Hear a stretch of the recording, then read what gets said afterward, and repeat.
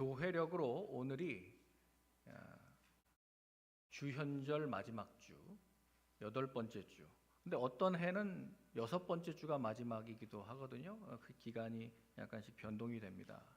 그 춘분을 기점으로 해서 부활절이 정해지기 때문에 거기에 따라서 약간의 변동은 있습니다. 오늘은 교회력으로 주현절 마지막 주일, 주님 산상 변모 주일입니다. 여러분, 교회력은 예수 그리스도의 성육신으로부터 시작해서 예수님의 공생의 사역, 그리고 예수님의 순환과 죽음, 부활, 승천, 성령 강림, 이렇게 이어지는 예수님의 모든 삶을 복음의 골자를 뼈대로 1년 주기로 우리가 이것을 기념하면서 따라가다 보면 예수님의 복음을 우리가 다 기억하고 배울 수 있는 유익이 있습니다. 여러분, 교회력의 시작은 대림절, 대강절, 애드벤트로 시작합니다. 12월에 성탄절 앞에 4주간 그렇게 시작해서 성탄절, 예수님의 오심, 그리고 주현절 1월부터 지금까지 우리가 주현절로 지키는데 에피파니, 예수님이 나타나셨다는 거예요, 우리 가운데. 그래서 이 주현절 기간 동안에는 복음서의 전반부를 우리가 공생의 사역을 기억합니다. 또 사순절이 이번 주 수요일부터 시작되지 않습니까? 사순절, 주님의 순환, 또 우리를 위한 그 모든 고난 당하심을 기억하고 절제, 금식, 또 기도하는 절기로 삼죠. 그 이후에 부활절이 있습니다. 또 부활하신 후 50일이 지나면 오순절, 성령 강림절이 임하는데 그때 우리 교회는 탄생합니다. 교회의 생일이죠. 그리고 땅끝까지 복음을 전파하라 하신 이 선교의 명령을 우리가 이행하면서 교회가 지금까지 이렇게 성장하고 발전하고 있는 것입니다. 그래서 이 교회력은 이제 추수감사절, 교회력은 아니지만 추수감사절, 수장절에 해당하는 그 절기를 마지막으로 다시 대강절로 돌아갑니다. 그러니까 이 1년 주기가 예수님의 생애, 그 사역을 주기로 우리가 기억하는 유익이 있죠. 예수님의 변모주일은, 이 변모주일은 그러니까 주현절에서 사순절로 넘어가는 다리 역할을 합니다. 그래서 아주 중요한, 전통적으로 중요한 절기로 우리가 지키고 있는데요. 사순절이 시작되면 애쉬 웬즈데이, 죄를 뒤집어 쓰고 회개하던 그 전통에서부터 우리는 다 뒤집어 쓰지는 않습니다. 죄를 바릅니다. 이번 주 수요일 날 오시면 제가 여러분들에게 죄를 발라드리겠습니다. 네, 그 의미를 제가 설명해 드리겠습니다. 죄의 수요일로 시작해서 우리가 흙에서부터 나왔으니 흙으로 돌아간다라고 하는 우리의 인간의 운명도 기억하고 또 사순절을 이제 지키기 시작하는데요. 사순절, 이 렌트 기간 중에는 우리가 단백질을 절식하죠. 그래서 고기를 먹지 않습니다. 전통적으로 우리 기독교인들은. 여러분들은 이제 40일 동안 고기를 안 먹어야지. 여러분들에게 고기 먹지 말라고 제가 뭐 강요하는 건 아니고요. 전 세계 한 반 정도 되는 그 그룹들은 지킨다는 것입니다. 실제로 아주 철저하게 지키는 그룹들을 저는 이제 많이 만났죠. 요르단에서 그 고교회, 전통교회들 성도들은 정말 잘 지켜요. 그때. 그 대신 어떻게 단백질을 섭취하느냐? 생선, 그리고 콩 같은 이제 단백질, 식물 단백질을 가지고 공급을 합니다. 그리고 이제 패션 위크 고난 주간을 보낼 때 성금요일 있지 않습니까? 성금요일에는 대체적으로 예배가 많아요. 하루 종일 예배가 있습니다. 제가 재작년이군요. 재작년 그 성금요일에 또 부활절에 저는 그리스를 그때 여행 중이었는데 거기 온 그리스 정교회가 다 성금요일에 아침부터 저녁까지 촛불을 다 이렇게 밝히면서 모든 거의 국민들이 다 그냥 교회로 몰리는 걸 제가 봤어요. 그리고 부활절이 되니까 부활절 자정이 딱 넘어가니까 종을 치더라고요. 종을 치면서 전국이 들썩입니다. 그리고 다 촛불을 가지고 그 촛불을 집까지 다 한 사람씩 다 들고 가는 그 행렬을 본 적이 있습니다. 그러니까 여러 나라들이 이렇게 이 교회력에 따라서 예수님을 기억하고 있는 것이죠. 여러분, 이 주현절의 시작은 예수님이 우리 가운데 나타나신 요단강에서 침례받은 사건으로 시작합니다. 요단강 침례 사건 때 예수님은 이 세상에서 가장 낮은 지대까지 내려가신 거예요. 왜 그러냐면 실제로 지리적으로 그런데 요단강 하구는 사람이 발 딛고 내려갈 수 있는 가장 낮은 지대입니다. 해수면보다 350m가 낮아요. 해발 마이너스 350, 사해는 400m. 사해 바닥까지 우리 내려갈 수 없으니 예수님이 마이너스 350m 그 요단강 내려가셔서 거기서 침례를 받으신 거예요. 그러니까 예수님은 가장 낮은 곳에서 시작하셔서 그 공생의 마지막에 높은 산으로 올라가시는 것입니다. 그래서 낮은 곳에서 높은 곳으로 올라가는 것이죠. 그 특별한 순간에 성부, 성자, 성령 삼위일체 하나님께서 우리 가운데 우리 인생에 현현하셨습니다. 하늘이 열렸죠. 하늘에서 음성이 들렸습니다. 하나님 아버지의 현현입니다. 예수님이 물속에 잠기셨죠. 죽음, 다시 물 바깥으로 올라오셨죠. 부활. 예수님의 현현을 우리는 성자 하나님을 보았습니다. 또 성령 하나님께서 비둘기같이 임하셨습니다. 성령님의 현현입니다. 그래서 성부, 성자, 성령 삼위일체 하나님이 우리 가운데 테오파니 나타나셨다. 그래서 신현이라고 말하는 거예요. 그리고 오늘 주현절 마지막 주일은 예수님이 공생의 그 정점이 되는 그 변화산에서 변모되신 사건을 기억하면서 우리 삶을 변화시키시고 미래에 새로운 소망을 주시는 말씀을 통해서 변화의 길이라고 하는 제목으로 여러분들과 은혜를 나누고자 합니다. 예수님은 이 가장 낮은 요단강에서 침례 받으심으로 공생애를 시작하셨고 이제 가장 높은 산 변화산에서 변모되심으로 당신의 영광스러운 실체를 제자들에게 보여주셨습니다. 그러면서 이제 그 후로 담대하게 예루살렘으로 십자가의 길을 떠나십니다. 제자인 우리는 예수님의 길을 따르는 자들입니다. 기독교는 변화의 종교죠. 옛사람을 벗어버리고 새사람을 입는 이 거듭남, 중생, 의로워지는 이 칭의. 그래서 로마서는 justification, 우리가 의로워진다. 이게 거듭남입니다. 우린 변화받고 시작하는 거예요. 그리고 예수님의 영광스러운 모습으로 닮아가고 변화되는 성화, 거룩하게 변화되는 것, sanctification, 성화. 그리고 천국에 가면 예수님의 영광스러운 모습으로 완전히 변화돼서 영화, glorification, 영화. 여러분, 그래서 우리는 거듭남, 성화, 영화의 이 구원의 과정을 지금 걷고 있는 중입니다. 어떤 분들은 이제 막 거듭난 사람, 이제 칭의를 통과한 사람, 어떤 사람은 지금 성화의 단계로 나아가는 사람, 어떤 사람은 성화의 단계에서 영화로 나아가는 사람 있어요. 지금 우리 중에는 그렇게 구원의 길을 따르고 있습니다. 28절 말씀 한번 보시기 바랍니다. 이 말씀을 하신 후 8일쯤 되어 빌립보 가이사랴에서 예수님이 너희는 나를 누구라 하느냐라고 하는 예수님의 그 질문에 대해서 베드로가 뭐라고 답변합니까? 하나님의 그리스도십니다. 주는 그리스도시요 살아계신 하나님이십니다 라고 신앙 고백을 하시자 이제 비로소 그 고백을 들으시고 비로소 당신의 죽음을 예고하십니다.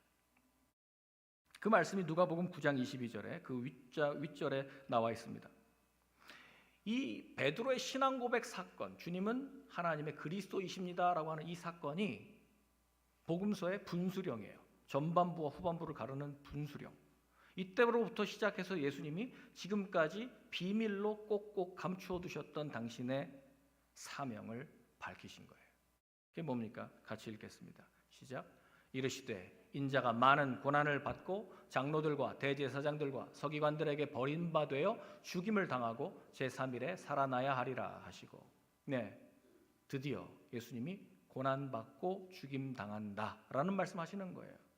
그러자 베드로가 죽긴 왜 죽으십니까? 라고 하면서 절대로 그렇게 하시면 안 됩니다라고 책망하시니까 사탄아 내 뒤로 물러가라. 너는 나를 넘어지게 하는 자로다. 주님께서 책망하셨어요. 예수님이 이 일 때문에 오셨거든요.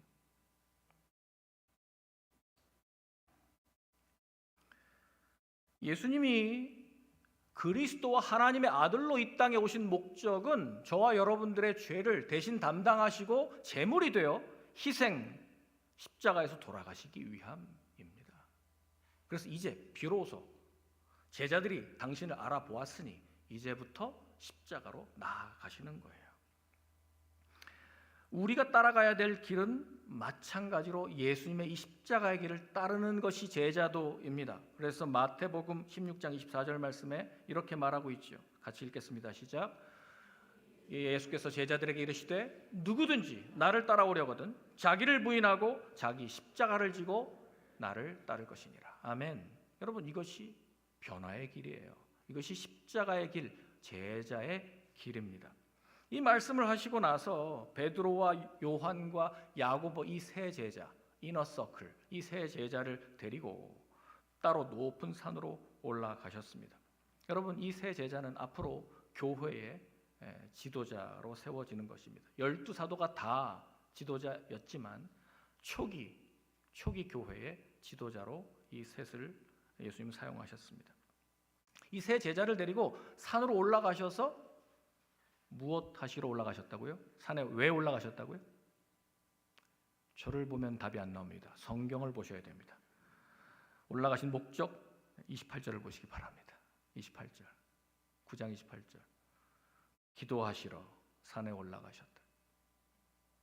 제자들을 데리고 기도하러 산에 올라가셨다 그랬어요. 그리고 29절에도 기도하실 때의 용모가 변화되고 그 옷이 휘어져 광채가 났다 그랬어요. 기도하셨습니다. 산에 올라가서. 산에 올라가신 목적은 뭐예요? 기도하시려고. 여러분, 우리가 변화의 길 첫 번째, 우리가 변화를 꿈꾸고 기대한다면 우리도 주님과 같이 기도해야 합니다. 기도 없이 변화되는 사람은 없습니다. 예수님은 그의 삶과 사역에서 중대한 기로에 놓일 때마다 기도하기 위해서 따로 시간을 내시고 특별한 장소로 가셨습니다.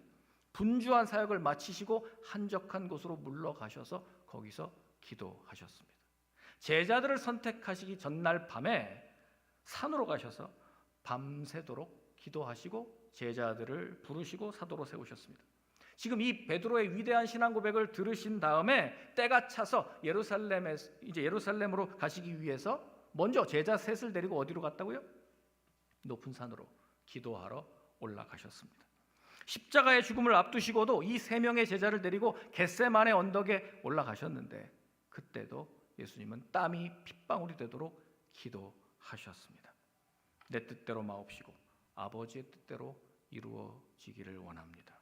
여러분, 하나님의 뜻에 내 뜻을 굴복하고 내 뜻을 맞추고 조율하는 것이 기도지, 내 뜻을 관철하고 내 뜻을 반드시 이루어달라고 주장하는 것이 기도가 아닙니다. 기도는 내 뜻을 꺾고 하나님 뜻에 맞추는 거예요. 우리도 변화를 이루기 위해서는 주님처럼 시간과 장소를 따로 떼어 기도하기 위해서 구별할 줄 알아야 됩니다. 그렇게 기도에 집중해야 됩니다. 이제 곧 수요일부터 사순절이 시작됩니다. 지금 매일 우리가 새벽마다 묵상하고 있고 새벽에 같이 나누고 있는 말씀이 요한복음입니다. 17장, 오늘 17장 본문, 예수님의 중보기도 본문입니다. 이제 사순절에 18장부터 21장까지 예수님의 마지막 십자가 사건과 또 제자에게 사명 주시는 그 마지막 말씀들이 남아 있습니다. 이 사순절 기간 동안에 말씀에 집중하시고 새벽 기도에 나오시고 함께 기도하시고 이 기도와 절제의 절기로 여러분들이 삼으시기를 축복합니다. 여러분, 왜냐하면 시간을 내시려면 하던 거 다 하고는 시간 못 내요. 그래서 렌트 한다. 여러분들은 무슨 렌트를 하실래요? 절제하셔야 되거든요. 따로 떼어놓으려면 내가 무언가 하던 것 중에 얼마간은 절제하셔야 돼요. 시간을 많이 쓰는 취미를 잠깐 끊으시든지 시간을 내기 위해, 기도하는 시간을 위해서 내기 위해서 사순절에 여러분들이 어떻게 기도에 집중하실지 절제를 결단하시기를 바랍니다. 예수님은 높은 산에 오른 후에 변형되셨습니다. 근데 이 산이 어떤 산일까요? 마가복음에는 높은 산이라고 기록되어 있지만 오늘 우리 누가복음을 보면 그냥 산이라고만 되어 있어요. 산이라고. 마태복음에도 어떤 산이라고 산의 지명이 나와 있지 않습니다.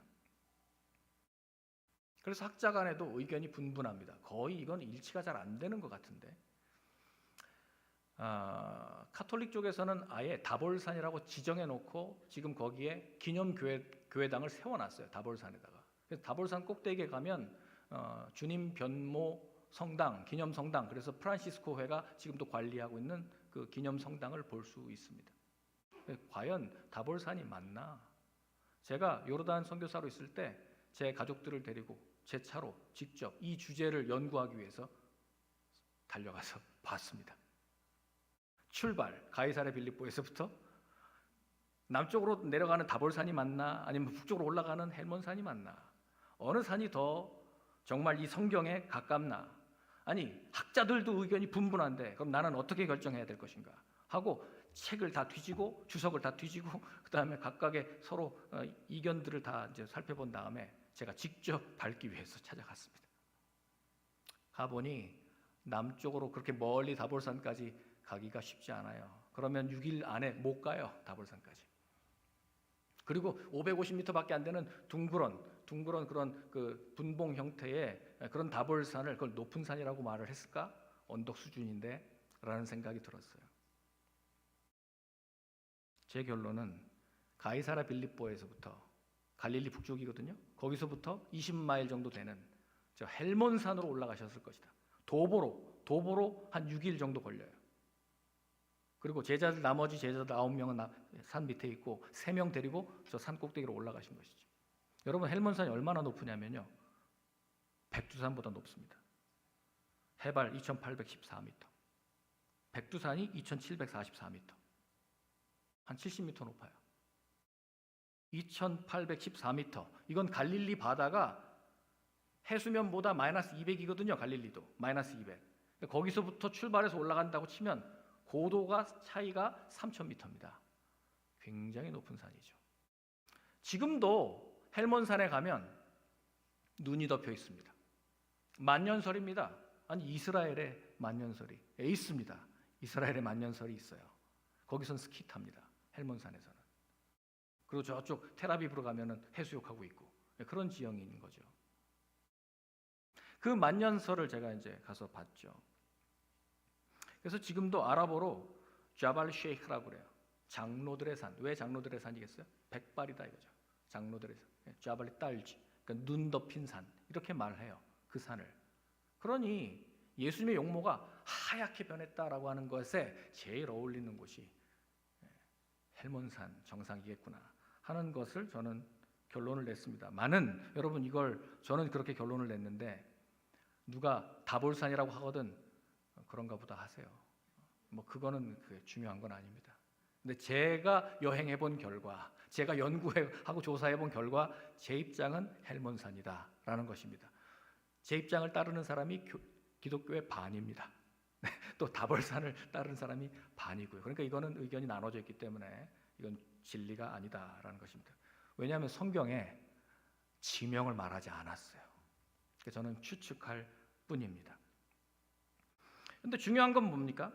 높은 산이라고 기록된 걸 보면 지명보다 영적인 의미가 있다는 거예요. 최고봉, 높은 곳에. 아까 요단강은 제일 낮은 곳에, 지금 헬몬산은 제일 높은 곳에 있다라고 하는 것을 알려주는 것이죠. 예수님이 세 제자를 데리시고 높은 산에 올라가셔서 기도하실 때 그의 용모의 모습이 변화되었다. 변형되었다.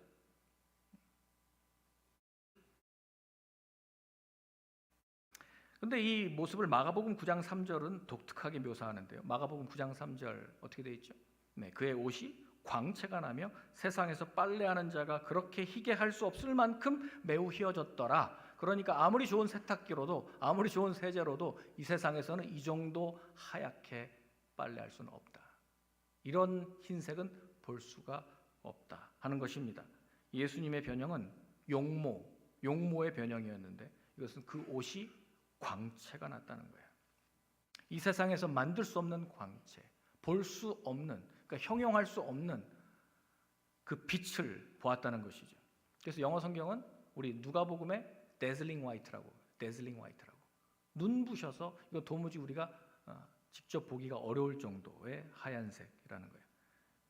이건 바로 이 땅에서 볼 수 있는 장면이 아니라 천국의 영광을 그들이 보았다는 것이죠. 요한계시록 1장 14절 말씀에 보면 사도 요한이 밤모섬에서 예수님을 환상 가운데 직접 뵈는데 어떤 모습으로 묘사합니까? 그의 머리와 털의 희기가 흰 양털 같고 눈 같으며 머리카락까지 다 하얗시네요.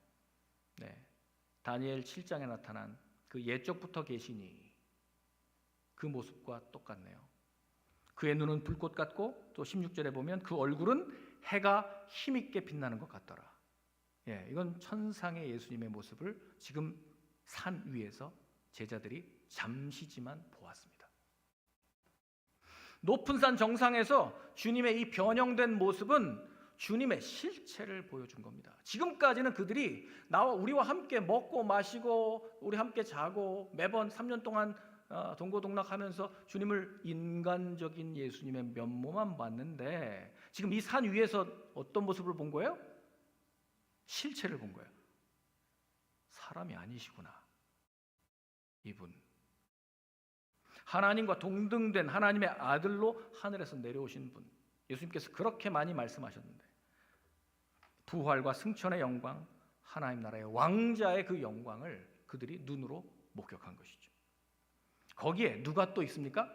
이 산에서 예수님만 홀로 계셨던 게 아니라 그 변화된 예수님 앞에 누가 있었어요? 엘리야와 모세가 나타났습니다. 예수님과 더불어 말씀을 나눕니다. 모세는 토라, 율법의 대표요. 엘리야는 느빔, 선지자의 대표입니다. 그러면 여러분, 율법과 선지자를 합치면 뭡니까? 성경이죠. 구약 성경입니다. 그래서 구약 시대의 정상들이 신약의 복음서의 대표인 예수님을 만나서 그야말로 산 정상에서 정상회담을 하고 있습니다. 그래서 저는 구약과 신약의 서밋이라고 이 별명을 붙여놨습니다. 모세와 엘리야는 예수님의 사역과 아주 밀접한 관련성을 갖고 있었어요. 율법의 시작인 이 모세, 또 선지자의 대표인 이 엘리야, 둘 다 예수님이 요단강에서 침례 받으셨던 바로 그 장소와 관련이 있습니다. 모세는 바로 거기 가까운 느보산에서 운명합니다. 근데 운명했는지 안 했는지 정확히 알 수 없어요. 왜냐하면 곡했죠. 장례를 했지만 이스라엘 사람들이 모세의 죽음을 보지를 못했어요. 모세가 내려가라 그랬거든요. 내려가라 하고 모세만 혼자 아바림산 꼭대기에서 조용히 하나님이 부르십니다. 모세는 아직 죽을 때가 아니었죠. 눈도 흐려지지 않았습니다. 그래서 유대교 전승에는 모세는 그냥 사라졌다. 실제로 모세의 무덤이 없습니다. 만약에 모세 무덤이 있으면 어떻게 됐을까요? 산당 짓고 난리가 났겠죠. 하나님께서는 모세를 조용히 덮으셨어요. 그리고 실제로 죽음을 보지 않고 하늘로 올라간 분이 엘리야입니다. 엘리야가 어디서 올라간지 아세요? 바로 여기 침례 요한이 예수님께 요단강에서 침례를 베풀었던 바로 그 장소. 베다니가 엘리야가 불말불병거 타고 하늘로 올라간 바로 그곳입니다. 그러니까 둘 다 무덤이 없어요. 모세나 엘리야 무덤이 없는 구약의 대표가 변화산의 예수님 앞에 나타난 겁니다. 그리고 둘 다 산과 관계가 있습니다. 모세는 호렙산에서 가시나무 떨기 불꽃으로 소명을 받았습니다. 시내산 정상에서 40주야를 하나님과 대면하면서 십계명과 율법과 성막을 받았습니다. 엘리야는 갈멜산에서 바알과 아세라 선지자 850대 1로 하나님의 불을 내려서 심판하시고 이스라엘 배교를 막은 다음에 모세가 율법을 받았던 호렙산으로 40일 40주야를 또 달려가서 거기로 피합니다. 여러분, 예수님과 엘리야, 모세 공통점이 뭐예요? 산, 40. 우리 사순절 시작되죠? 40. 예수님도 공생이 시작할 때 바로 이 유대 광야에서 40일간 시험 받으셨습니다. 전환기적인 인물들이죠. 모세로 말미암아 출애굽이 되었고 엘리야로 말미암아 새 시대가 열렸죠. 그 전에 그렇게 아합의 아주 극악무도하고 우상숭배가 관영했던 그 시대에 엘리야 선지자로 말미암아 그 뒤에 이스라엘의 왕들의 이름은 전부 같이 여호 또는 야가 붙어요. 여호아스 그다음에 시드기야라든지 이렇게 여호와의 이름으로 다 이름이 바뀌어요. 엘리야 덕이죠. 전환기의 인물입니다. 그럼 변화산에서 모세와 엘리야는 예수님과 무슨 말씀을 나누었을까요? 누가복음에만 기록되어 있는, 마태, 마가에는 없고 누가에만 기록되어 있는 이 정상회담 주제가 나와 있는데 무엇일까요? 저를 아무리 봐도 나오지 않습니다. 성경을 보시면 31절을 보시면 나옵니다. 31절. 네, 이 구약의 대표와 신약의 대표가 나눈 정상회담의 의제가 뭐라고요? 같이 읽겠습니다. 시작. 영광 중에 나타나사 장차 예수께서 예루살렘에서 별세하실 것을 말할세. 예, 별세라는 단어가 다른 공관복음에는 없는 단어입니다. 누가가 이 말씀을 강조해서 여기에다가 써놓은 거예요. 여러분, 별세가 정상회담 주제였어요. 모세, 엘리야 다 별세했던 분들이죠. 그리고 예수님의 별세에 대해서 지금 말씀을 나누고 계셨습니다. 여러분, 별세가 원어로 뭐로 나와 있냐면 글씨가 작네요. 저기 별세 보이세요? 저 헬라어. 여러분들이 그리스에 만약에 여행 갈 일이 있으시면 그리스 아테네 공항에 딱 도착하잖아요. 그러면 저 단어를 봅니다. 엑소도스, 엑시트, 나가라. 에이스도스, 입구. 엑소도스, 출구. 어려운 단어는 아니죠. 엑소도스 하면 뭐가 생각나세요? 출애굽기. 출애굽기죠. 나간다, 떠난다, 출발한다 이런 뜻이에요. 그런데 두 단어의 합성어입니다. 엑스는 out, 나간다는 거예요. 밖으로. 호도스는 길. 길 밖으로 떠난다는 거예요. 길 밖으로 출발한다. 이게 엑소도스예요. 그걸 별세라고 말해요. 별세. 출애굽기가 왜 엑소더스냐? 400년 동안 히브리 노예들이 이집트에서 종살이하던 그 사람들을 하나님께서 모세를 통해서 빼내셨어요. 새로운 길로 엑소더스 빼내셨어요. 이거 구출, 구원. 그래서 엑소더스라고 말하죠. 마찬가지로 예수님의 별세로 범죄해서 우리가 죄와 사망의 굴레 가운데 빠져버린 우리 인간들을 빼내시기 위해서, 구출하기 위해서 예수님은 인간의 길이 아니라 완전히 다른 길로 우리를 빼내신다. 이 엑소더스. 그래서 예수님이 별세 하신다는 건 예수님 본인의 죽음도 이야기하겠지만 사실은 죽음보다도 출발, 새로운 길, 이 길을 이야기하는 것입니다. 그래서 이 회담 주제가 어떻게 예수님이 세상을 떠나실 건가? 어떻게 예수님이 세상을 이탈하실 건가? 하는 것이죠. 우리에게는 왜 구원이 엑소도스와 관계가 되느냐? 특별히 불교, 힌두교의 세계관은 어때요? 계속 돌고 돌죠. 다음에 어떤 짐승으로 태어나고 벌레로 태어났다가 새로 태어났다가 사람이 되었다가 이 업보에 따라서 카르마에 따라서 윤회한다고 합니다. 윤회. 이게 돌고 도는 세상. 근데 여기 이건 전체적으로 우리 세상의 세계관이 이래요. 똑같이 반복되고 돌고 도는 이 순환의 굴레. 근데 여러분 그렇습니다. 모든 인간이 죄와 사망으로 이 악순환의 굴레에서 빠져나오지를 못하는 것이 인간의 운명입니다. 그런데 예수님은 별세. 이 인간의 악순환의 굴레에서부터 새롭게 빠져나오셨다는 엑소더스. 예수님이 인도하시는 이 길에 올라가야만 내가 곧 그 길이다. 나로 말미암지 않고는 아무도 아버지께로 올 자가 없다라고 주님 말씀하셨거든요. 여러분 이 길을 찾으셨습니까? 이 길을 만나셨습니까? 이 길에 올라서 여러분 이 길을 따라가야만 변화의 길을 만나는 것입니다. 그것이 구원이에요. 베드로와 제자들이 이때 어떻게 하고 있었나요? 32절 한번 보실까요? 좀 한심한 면이 있어요. 깊이 졸다가 온전히 깨어나. 겟세마네 때 데려갔을 때도 이 셋이 졸았죠? 이 영적인 잠 같아요. 어떤 분들은 기도 교회 나오시면은 꼭 졸음이 막 쏟아지시는 분들이 계세요. 기도하러 나오시면 이 졸음이 이게 쉽지 않은 싸움이에요, 여러분. 어떻게 이런 예수님의 변화의 모습을 보고 좋을 수가 있을까? 저는 그런 생각이 좀 듭니다만은 영적인 일이에요. 온전히 깨어나 예수의 영광과 함께 선 두 사람을 보더니, 자 33절에 베드로가 뭐라고 합니까? 졸다 깨서 지금 이 황홀한 장면을 보고 베드로가 이렇게 말합니다. 주여, 주여, 우리가 여기 있는 것이 좋사오니 우리가 초막 셋을 짓고 하나는 모세를 위하여, 하나는 주를 위하여, 하나는 모세를 위하여, 하나는 엘리야를 위하여 초막 셋을 지었으면 좋겠습니다. 그리고 영원히 여기서 안 떠났으면 좋겠습니다. 얼마나 황홀했으면, 얼마나 지금 정신을 못 차렸으면 이런 말을 했을까요? 누가 이렇게 설명합니다. 자기가 하는 말을 자기도 알지 못하더라. 베드로가 나서서 횡설수설하는 거죠. 너무나 비현실적이고 황홀한 장면이다 보니까 지금 넋이 나가버린 거예요.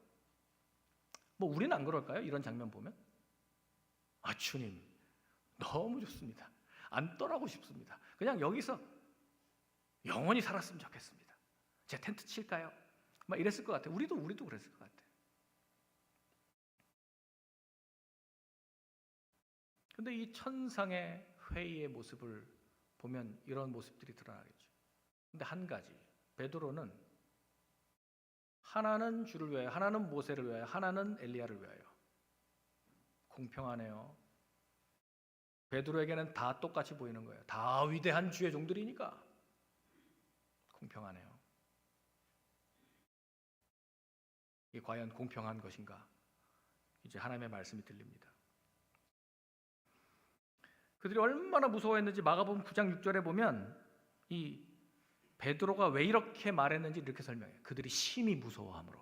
무섭죠. 여러분. 이런 장면 보면 충격과 공포죠.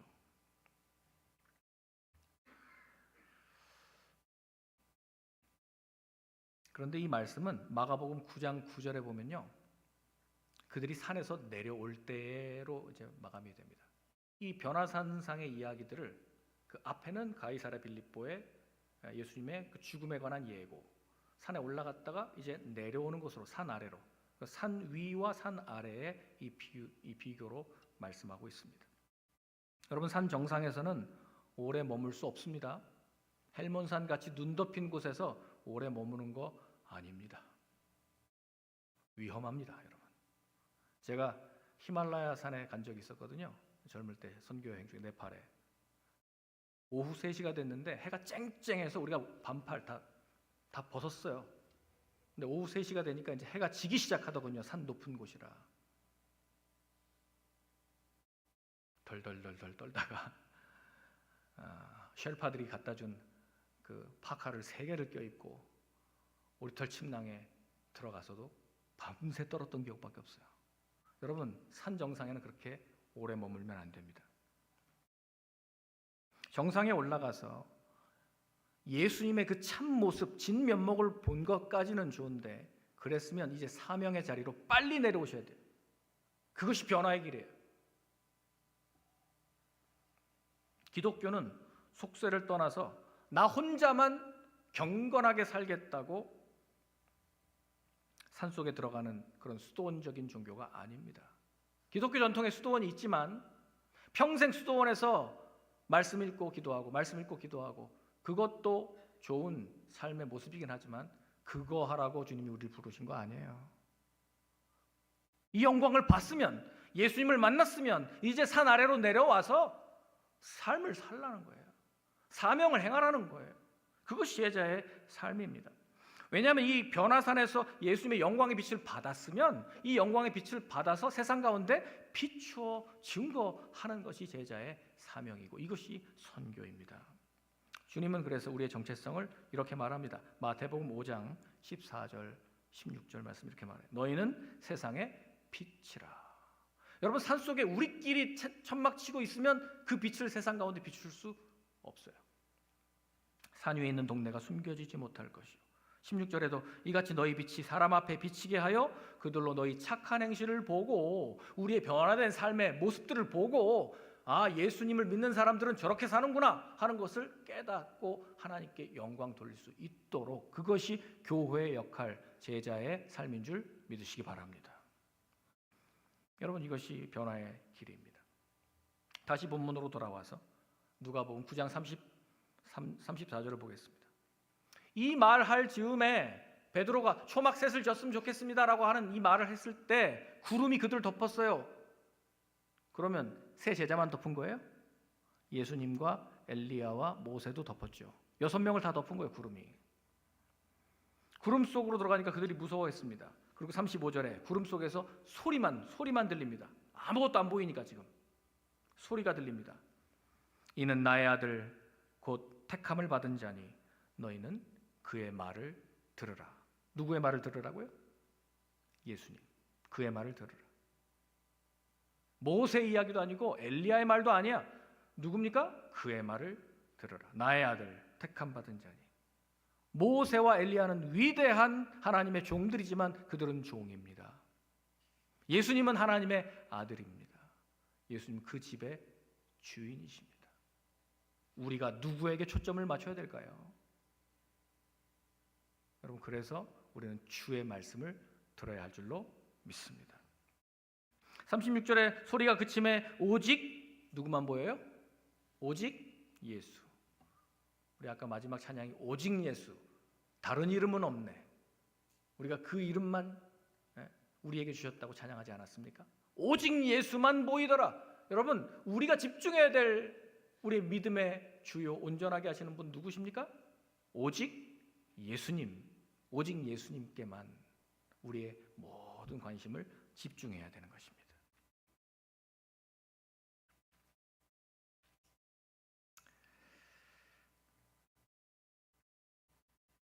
너희는 그의 말을 들어라.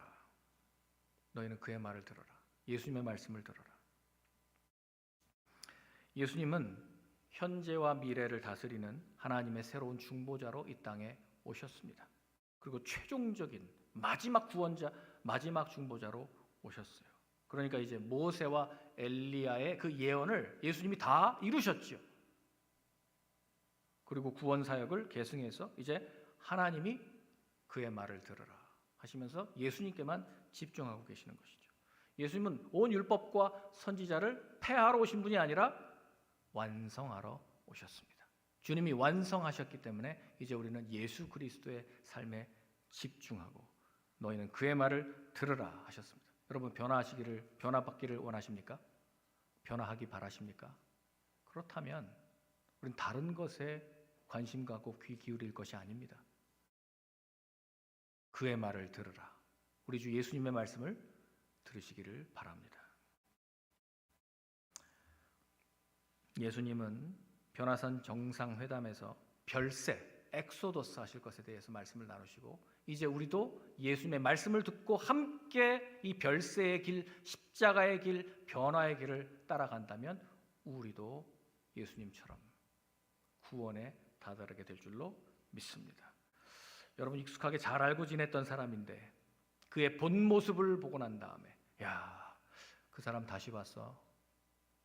진면목을 봤다는 거죠. 진면목을. 그러고 놀랐던 적이 있으십니까? 제자 3명은 예수님의 진짜 모습을 변화산에서 봤습니다. 너무나 황홀했고 두려웠습니다.